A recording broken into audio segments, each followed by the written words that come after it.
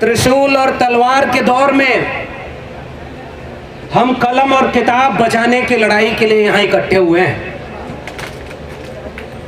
जिस दौर में संविधान के खिलाफ हर काम संवैधानिक तरीके से करने का दावा किया जा रहा हो, झूठ को इतनी बार बोला जा रहा हो कि सच लगने लगे, उस दौर में जरूरत इस बात की है कि वक्त के सच को इतनी बुलंदी से बोला जाए कि या तो वो सच इस देश के आम आवाम को समझ में आ जाए या हुक्मरानों को समझ में आए कि वो जेल भेजना शुरू करें। इसलिए जेल भेजना हमारे लिए तमगा है। प्रोफेसर रतन लाल बैठे हुए हैं, जेल से लौट कर आए हैं, और जो यहां नहीं लौट के आ पाए, मैं वैसे प्रोफेसर हनी बाबू और प्रोफेसर आनंद तेलतुंबड़े को याद करते हुए अपनी बात शुरू कर रहा हूं। उमर खालिद, और कोर्ट ये कहता है आज भी कि उमर के भाषण में कोई भी ऐसी बात नहीं है जिसे आतंकवादी बात कही जा सके, फिर भी वो जेल में होंगे। प्रोफेसर हनी बाबू ने तो कोई पोस्ट भी नहीं लिखी थी। प्रोफेसर रतन लाल ने कोट किया अपनी बात, लेकिन प्रोफेसर रविकांत ने लखनऊ विश्वविद्यालय में तो किताब को कोट किया था। उनके ऊपर कैंपस में घुस करके गोली मारो, जूता मारो का नारा लगाया गया। जिन लोगों ने प्रोफेसर पर हमला किया वो बाइज्जत बरी हैं और प्रोफेसर सच बोलने के जुर्म में एफआईआर झेल रहे हैं। हम उस दौर में खड़े हैं। कैंपसों पर हमला हो रहा है, जेएनयू को इतना बदनाम किया गया, और प्रधानमंत्री तारीफ कर रहे हैं, ट्वीट कर रहे हैं कि जो फेल हो गए यूपीएससी में उनके साथ हमारी सिंपैथी है, जो पास हो गए उनको बधाई दे रहा हूं। और उसी जेएनयू से पढ़ी हुई गीतांजलि श्री जब अंतर्राष्ट्रीय बुकर पुरस्कार पाती है तो कोई भी ट्वीट उनका नहीं आता है। और उससे भी ज्यादा विरोधाभास इस बात का कि यूपीएससी क्रैक करने वालों को बधाई देने वाला प्रधानमंत्री लेटर लिंटे ला करके बिना परीक्षा दिए कुछ लोगों को ज्वाइंट सेक्रेटरी बना रहा है। ऐसे विरोधाभास के दौर में हम खड़े हैं। इसलिए सबसे पहले मैं एनईपी पर बहुत सारी बातें हुई, आंकड़ों के साथ बोलने पर भी अगर जेल हो रही है तो फिर बचेगा क्या, किस तर्क से बोला जाएगा। फिर भी मैं आंकड़ों की बात करूंगा। मैंने अपने नाम से आईटीआई लगाई, 1 जनवरी 2020 तक के आंकड़े निकाले।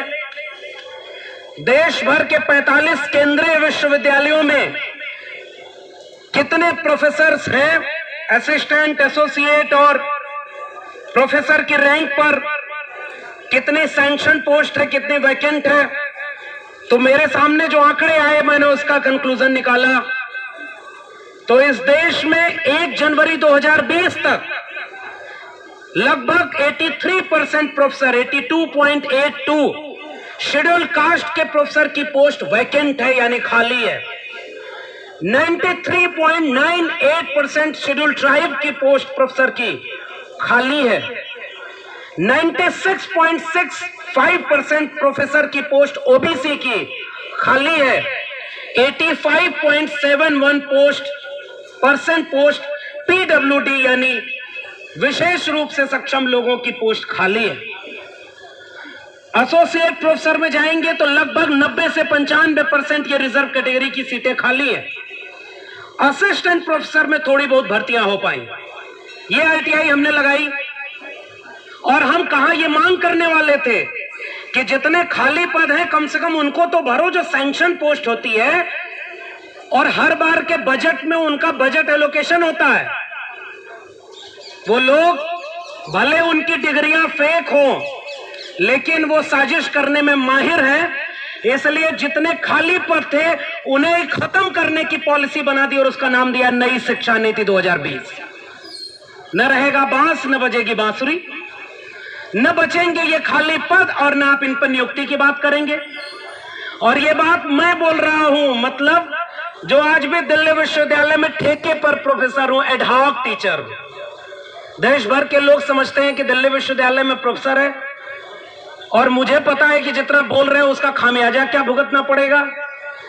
जब प्रोफेसर छोड़िए, वाइस चांसलर और प्रिंसिपल झंडेवालान से तय हो रहे हो, वो हमारे आप को देख करके, जब कुलपति ही विचारधारा देखकर बनाए जा रहे हैं तो नियुक्तियां किस आधार पर होंगी, इसके बारे में और कुछ कहने की जरूरत नहीं है।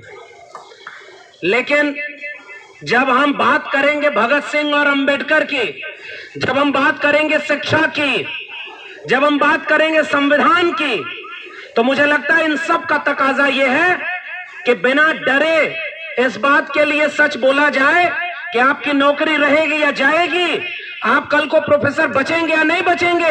इससे ज्यादा बड़ी बात यह है कि कल को भारत का संविधान बचेगा या नहीं बचेगा। हम तो पढ़ लिख करके यहां तक आ गए, 300 रुपया फीस थी इलाहाबाद विश्वविद्यालय की, 5,000 रुपए में पूरी पीएचडी कर डाले दिल्ली विश्वविद्यालय से, तब जाकर के हम यहां खड़े हो गए और 12 साल से एडहॉक प्रोफेसर, ठेके पर प्रोफेसर बने हैं। मैं जानता हूं कि अगर हम आज ये नहीं बोले तो कल को न तो ये 300 रुपए फीस किसी विश्वविद्यालय की होगी, और न हमारे जैसा कोई व्यक्ति गांव के खेत खलिहान से निकलकर मजदूरी और किसानी करने के बाद आकर के किसी विश्वविद्यालय में न तो रिसर्च कर सकता है, न प्रोफेसर बन सकता है। इसका दस्तावेज का नाम है नई शिक्षा नीति। इसलिए हमें बोलना पड़ेगा, इस शिक्षा नीति ने क्या तय किया है। न्यू एजुकेशन पॉलिसी नहीं है ये। No education for people, no education for poor, ये इसका नाम है। इसलिए मैं इसको नई शिक्षा नीति नहीं कह रहा हूं। किस बात की शिक्षा? शिक्षा का मतलब क्या? ढेर सारी बातें पूर्व के वक्ताओं ने बहुत सारी कही है। इन्होंने कहा कि हम बोर्ड एग्जाम के दबाव को कम करेंगे, हम ग्रेडेड सिस्टम लाएंगे और स्कूल का जो पूरा पैटर्न था सेकेंडरी, मिडिल, प्रिपरेटरी और फाउंडेशन के नाम पर बदलेंगे। आंगनबाड़ी के लोगों और प्राइमरी स्कूल के शिक्षकों के दबाव को कम करेंगे। मैं जिस उत्तर प्रदेश से आता हूं, वहां उत्तर प्रदेश में आजकल बहुत खुदाई हो रही है। उसी खुदाई से निकली गई चीज को पढ़ने के लिए प्रोफेसर रतनलाल जेल में गए और कोर्ट ने यह कहा कि अरे भाई तय ही नहीं है कि वो है क्या और तुम इसके नाम पर जेल में भेज रहे हो। उस प्रदेश में शिक्षा की हाल ये है कि एक नई पॉलिसी बनाई गई है। एक तो प्राइमरी स्कूल के मास्टर को समय पर सैलरी नहीं दी जाएगी, और उत्तर प्रदेश में प्राइमरी स्कूल का मास्टर पढ़ाए न, इस बात को सुनिश्चित करने के लिए इतना काम उसके ऊपर दे दिया गया है। कोई गणना करानी है तो कराओ, वैक्सीन लगानी है तो लगाओ, कोई काम सरकारी आदेश आया गांव गांव जाओ, पढ़ाने के इतर सारे काम करेंगे। और उनका एक फरमान बेहद खतरनाक है कि जिस स्कूल में विद्यार्थी कम हो गए वहां से टीचर सरप्लस हो गए, ज्यादा हो गए, तो दूसरे विद्यालय में उसी स्कूल के टीचर को भेज दिया जाएगा। यानी नए शिक्षकों की भर्ती नहीं होगी। फिर भी भर्ती हुई पिछले कार्यकाल में 69,000 शिक्षकों की भर्ती। राष्ट्रीय पिछड़ा वर्ग आयोग ने कहा कि उसमें आरक्षण को खत्म करके भर्ती की गई है। 27% आरक्षण की बजाय 3.81% आरक्षण ओबीसी को मिला। बहुत दिन तक सरकार उसको टालती रही। बाद में जब मान लिया कि हाँ गलती हुई हमसे, फिर भी उनके ऊपर कोई मुकदमा नहीं है। और हरियाणा के मुख्यमंत्री ओम प्रकाश चौटाला ऐसे शिक्षा घोटाले में आज भी जेल में है, और उत्तर प्रदेश का मुख्यमंत्री आज पूरे देश में, वहां पर उत्तर प्रदेश में नारा लगा रहा है कि राम मंदिर बन रहा है तो काशी और मथुरा भी जाग रहे हैं। वो उकसा रहा है कि मंदिर और मस्जिद की सियासत चलती रहे। इसलिए मैं ऐसी शिक्षा नीति की आलोचना कर रहा हूं। त्रिभाषा फार्मूला की बात की गई। अरे त्रिभाषा फार्मूला कहां से लागू होगा जब उनके भाषा सीखने की जो पूरी क्राइटेरिया है उसको कम कर दिया, कोडिंग सिस्टम किया, cross curricular activity, multi stream पढ़ाई होगी। यानी एक स्ट्रीम नहीं पढ़ने की जरूरत है, आपको कई तरह की कलाकारियां सिखाई जाएंगी। मुझे याद आता है जब पूरी दुनिया कोविड से लड़ रही थी, हमारे देश में 3 कानून लाए गए थे। 3 कृषक सुधार कानून, 3 श्रमिक सुधार कानून और नई शिक्षा नीति। श्रमिकों के ट्रेड यूनियन बर्बाद कर दिए गए, इसलिए वो भी कानून पास हो गया। नई शिक्षा नीति में शिक्षक संगठन और तमाम छात्रों को कमजोर कर दिया गया, इसलिए लड़ाई भी कमजोर है। लेकिन किसान समझ गए कि वो तीनों कानून उनके सुधार के नहीं है, वो उनके फसलों और नस्लों को बेचने वाले कानून हैं। इसलिए उन्होंने सड़क पर हंगामा किया और तीनों कानून वापस हुए। मुझे लगता है कि नई शिक्षा नीति इसलिए वापस हो जानी चाहिए क्योंकि वो आपके फसलों नस्लों के साथ आपके बच्चों के भविष्य को खत्म करने वाली है। मैं एक आंकड़ा पेश करके, चूंकि वक्त नहीं है, मैं अपनी बात खत्म करूंगा। वो आंकड़ा ये है कि जिस दौर में नए नए स्कूल, कॉलेज और डिग्री कॉलेज खोले जाने चाहिए थे, उस दौर में मंदिर और मस्जिद के नाम पर लड़ाई हो रही है। और देखिए कितने स्कूल और कॉलेज बंद हुए हैं। शिक्षा का बजट कम कर दिया गया। जैसे बच्चा पढ़ने जाए, हम लोग इलाहाबाद दिल्ली पढ़ते थे तो घर वालों से कहते थे इतना खर्चा दे दीजिए, खर्चा बढ़ गया है, तो घर वाले उतना खर्चा थोड़ा कम करके देते थे। लेकिन हमारे देश में एक ऐसा प्रधानमंत्री बैठा हुआ है जो कह रहा है कि मल्टीपल डिसिप्लिनरी कोर्स चलाएंगे, मल्टीपल चॉइस का सिस्टम देंगे, आप विदेश तक पढ़ने जाएंगे, आपको चॉइस बेस्ड क्रेडिट सिस्टम है, और पैसा तो कहे पैसा कुछ नहीं है, जितना पैसा उससे भी कम कर देंगे। इच्छाएं आसमान पर छुएंगी और उन्हें पूरा करने का कोई इंतजाम नहीं होगा। बजट एलोकेशन नहीं किया गया, बजट कम कर दिया गया है, इसीलिए ताकि स्कूल और कॉलेज नहीं खोले जाएं। और वो जो पूरा बोर्ड ऑफ गवर्नर्स का मामला है, एजुकेशन के लिए लोन का सिस्टम है कि लोन लीजिए और पढ़ाई करिए। मैं उस आंकड़े का निचोड़ बता रहा हूं। 2019 तक टेक्निकल रिसर्च इंस्टीट्यूट ने आंकड़े दिया, लगभग 17,000 टेक्निकल कोर्सेज के इंस्टीट्यूशन बंद किए जा चुके हैं और हर राज्य में स्कूल और कॉलेज बंद किए जा रहे हैं। अब ये बंद हो जाएगा। और प्रधानमंत्री ने ये बात भी बोली थी, आखिरी बात बोल के अपनी बात खत्म करूंगा।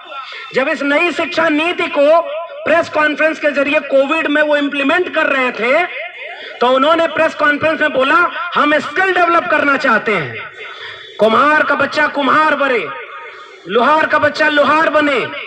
यही बात तो पूरा इस हजारों साल से सिस्टम में बनी आ रही थी कि स्किल, हुनरमंद जो लोग हैं उनके बच्चे वही करें। तो ये बताइए, तिहाड़ जेल और तड़ी पार रहने वाले का बच्चा बीसीसीआई का चेयरमैन कैसे बन गया भाई? ये भी बात तो हमसे पूछनी होगी। आप अपने बच्चे को बीसीसीआई का चेयरमैन बनाओगे? मध्य प्रदेश का मुख्यमंत्री अपने बच्चे को विदेश की डिग्री दिलवा करके खुलेआम ट्वीट करेगा। पिछला जो शिक्षा मंत्री था वो प्रेस कॉन्फ्रेंस करके कहेगा कि आप वेदों में खोजो विज्ञान कहां है, आपको नए विज्ञान की जरूरत नहीं है। तो गाय गोबर गौमूत्र में विज्ञान इसीलिए खोजवाया जा रहा है ताकि आपके बच्चे जो पढ़ करके उनसे सवाल कर रहे हैं वो न करें, और पीढ़ी दर पीढ़ी कुम्हार, लोहार, बढ़ई, नाई, मोची, मल्ला, निषाद, इन जातियों के लोग जो पुश्तैनी पेशे में थे वो वापस उसे पुश्तैनी पेशे में चले जाएं, वो डॉक्टर, इंजीनियर, वकील, प्रोफेसर, जज न बन पाए। इस दस्तावेज का नाम है नई शिक्षा नीति। इसलिए हम पुरजोर विरोध करते हैं इस शिक्षा नीति का। हम मानते हैं कि त्रिशूल और तलवार बांटा जा रहा है, उन्हें पैसा दिया जा रहा है कि जाओ मस्जिद के नीचे कहो मंदिर है, जाओ कहो कि यह देवालय बनेगा। यानी हम तो कह रहे हैं इस देश में वैसे भी देवालय की कमी नहीं थी, इस देश में कमी थी स्कूल, कॉलेज और विश्वविद्यालय की।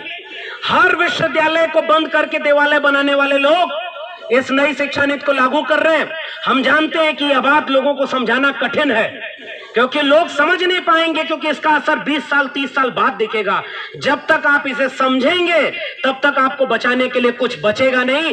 इसलिए मैं इस मंच के आयोजकों को और ऐसे देश भर के तमाम लोगों को सलाम करता हूं जो आज भी 20 साल बाद उनके बच्चों का भविष्य जो लुट रहा है, बेचा जा रहा है, उसको पहचान करके इस नई शिक्षा नीति का विरोध कर रहे हैं। हम भारत को, संविधान को बचाने वाले लोग, हम इस देश में बाबा साहब और भगत सिंह के सपनों का भारत, जो शिक्षा की बात करता था, ज्योतिबा फूले के सपनों का भारत, सावित्रीबाई फूले के सपनों का भारत, जिसमें सबको पढ़ने का हक था, उन पढ़ने वाले लोगों की बात को याद करके कह रहे हैं अगर कलम और किताब हार गई तो आने वाली पीढ़ियां हमें माफ नहीं करेंगी, क्योंकि हमें मौका मिल गया था कलम और किताब पढ़ने का, हम उनके लिए ये मौका नहीं बचा पाए। इसलिए इस नीति का विरोध करना बहुत जरूरी है। जय भीम, जय मंडल, संविधान जिंदाबाद, उल गुलाम जिंदाबाद, इनकलाब जिंदाबाद।